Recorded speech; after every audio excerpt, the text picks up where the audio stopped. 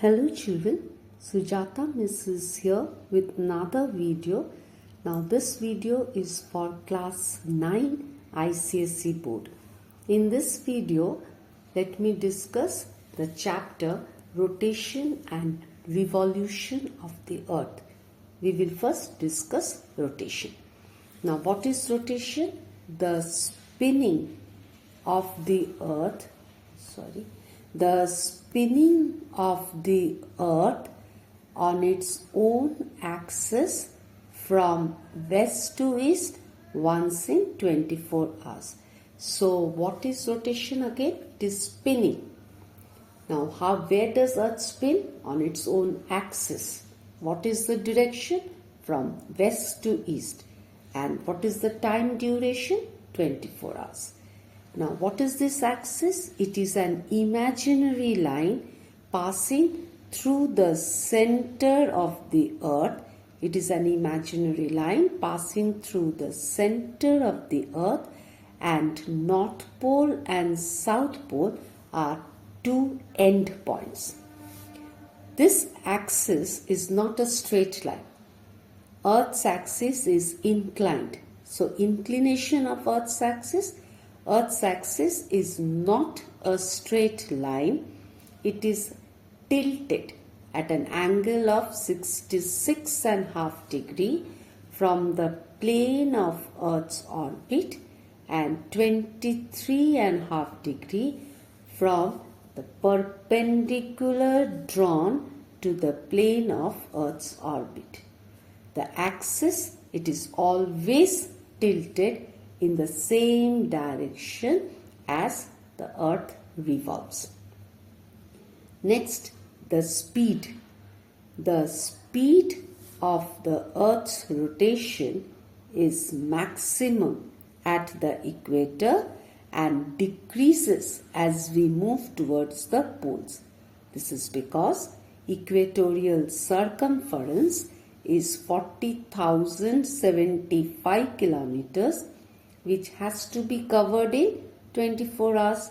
Thus, the speed of Earth's rotation at the equator is 1670 kilometers per hour.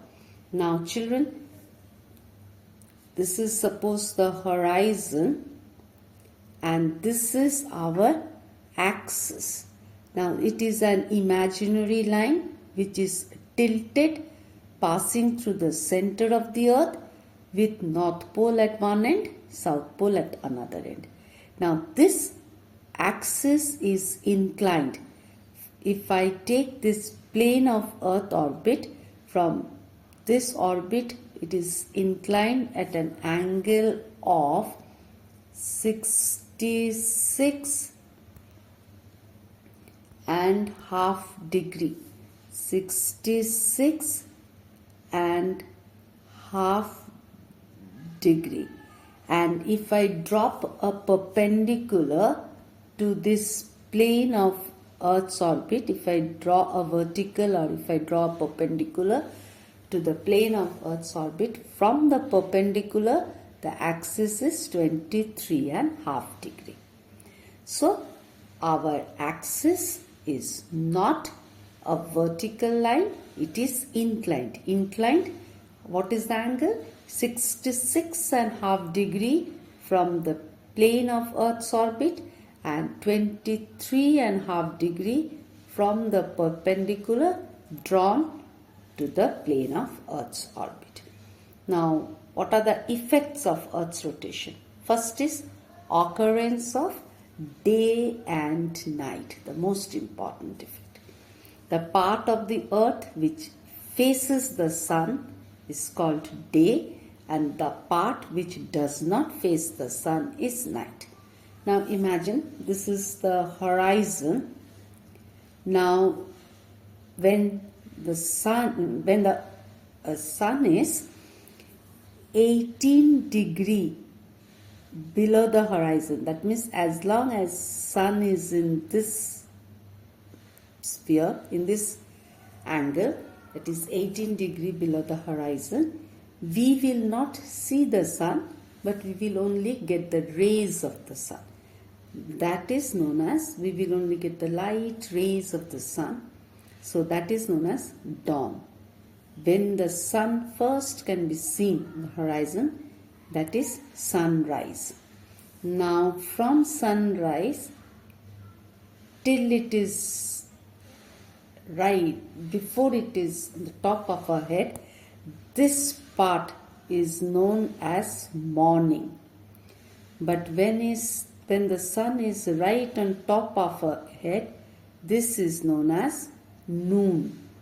And afternoon is when the sun is now going down. This is noon. And when sun is here on the horizon, we call it sunset. After sunset, it is still going down.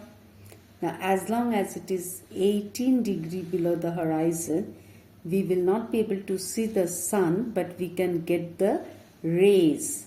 This is known as dusk.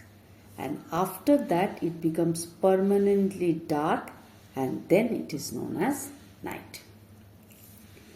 Next part is sunrise and sunset. Sunrise and sunset. Since the earth rotates from west to east, sun rises in the east and sun sets in the west. Third effect is Coriolis effect. Now this effect is caused due to earth's rotation. The winds and ocean currents get deflected to the right in the northern hemisphere and to the left in the southern hemisphere. If you look into this figure, suppose this is the wind blowing and it is moving towards northern hemisphere. This is supposed to be the flow. But as it moves to the northern hemisphere, instead of moving in this direction, it gets deflected to its right.